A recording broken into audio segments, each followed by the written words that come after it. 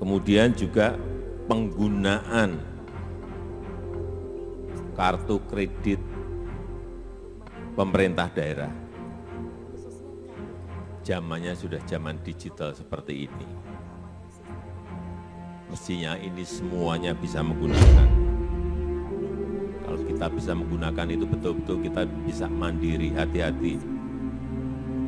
Kita ingat sanksi dari Amerika Serikat ke Rusia, Visa dan Mastercard menjadi masalah.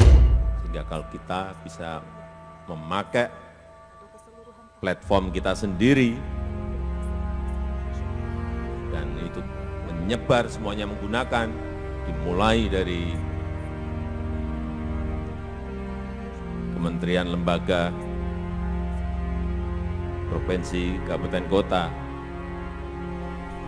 kita akan lebih tenang. Pada hari ini, dengan semangat bersama, hari peringatan ulang tahun kemerdekaan Republik Indonesia, kita luncurkan kartu kredit pemerintah domestik dan QR Code Indonesian Standard antar negara.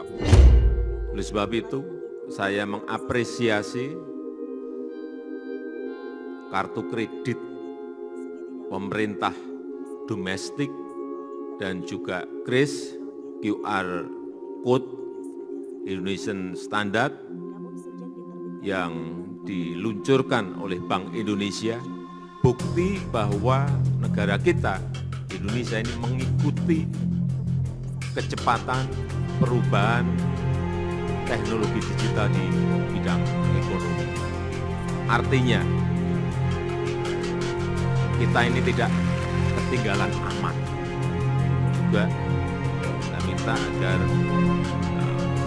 bisa dikoneksikan antar negara sehingga memudahkan UMKM kita, memudahkan dunia pariwisata kita untuk berhubungan dengan negara-negara lain, baik dengan Thailand, dengan semua negara ASEAN, dan kita harapkan terjadi efisiensi dan kita tidak hanya menjadi pasar, tidak hanya menjadi pengguna, tapi kita juga memiliki sebuah platform aplikasi yang bisa nantinya penggunanya semakin banyak.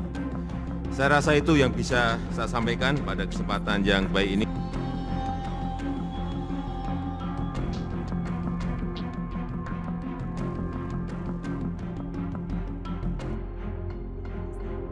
Negara sebesar Indonesia saya rasa perlu adanya sistem ini. Seperti yang kita tadi juga disampaikan, beberapa negara sudah melakukan diversifikasi ini. Sampaikan pada mereka, lihat saya bilang, kalian di negara-negara maju itu selalu melihat negara berkembang itu seperti di bawah aja. Lah kalau kami tidak mempunyai nilai tambah ini, kapan kami nikmati? Kita yang ngatur bangsa ini. Kita dalam ruangan ini, kalau digitalisasi kita bikin baik, kita akan menghemat banyak sekali tempat-tempat yang harus dihemat dalam negeri. Dan saya percaya itu bisa kita lakukan, dan sekali lagi saya mengajak kita semua, jangan pernah kita mau bangsa ini dilecehkan negara lain. Kita harus bangga menjadi bangsa Indonesia, kita harus bangga melihat bahwa Indonesia adalah bangsa yang besar. Nah, kalau kita mengikuti, ya kita selalu di belakangnya terus. Kalau kita naik tangganya mengikuti, ya kita akan di bawahnya dia terus. Padahal kita memiliki kekuatan besar tadi yang saya sampaikan. Tidak bisa. Apalagi berangkatnya aja paling belakang, mengikuti ya di belakang terus. Ingat ini, mereka nggak mau itu.